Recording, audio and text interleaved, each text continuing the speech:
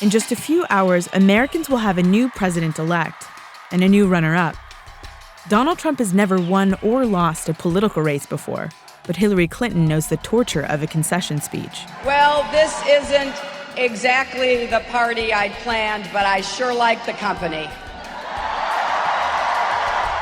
Vice News spoke with speechwriters from earlier campaigns to find out how they prepare for the hardest speech a candidate ever has to give.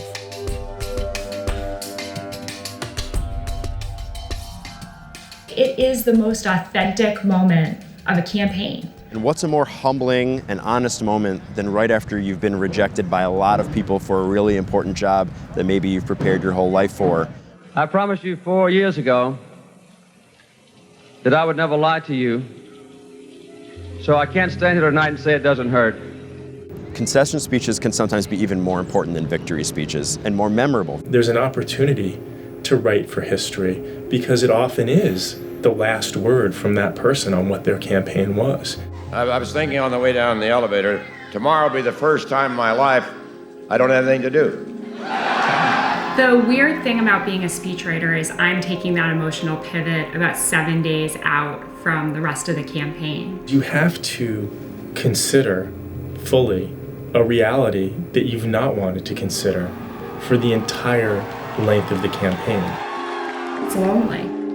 And you kind of feel like you need to keep it even under wraps that you're working on this. I literally walked into the ballroom with a folder, and on one side was the victory speech and one side was the concession speech, and I just had to wait for the call. Which one are we going to use tonight?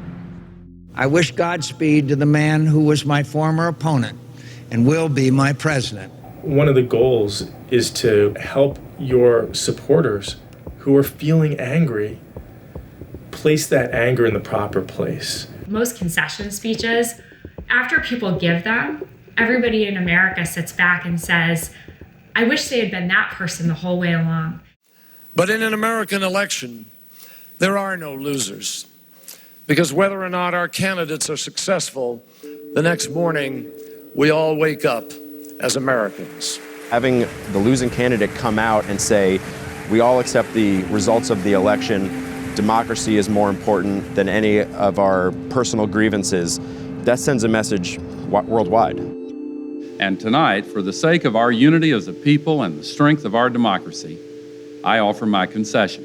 His speech reminded us that we are united not by the people we support, but by the institutions we've created. And I call on all Americans, I particularly urge all who stood with us to unite behind our next president. It was this incredibly patriotic moment where he said, that's more important than me. I think McCain's concession speech was one of the best speeches in recent memory. Today, I was a candidate for the highest office in the country I love so much.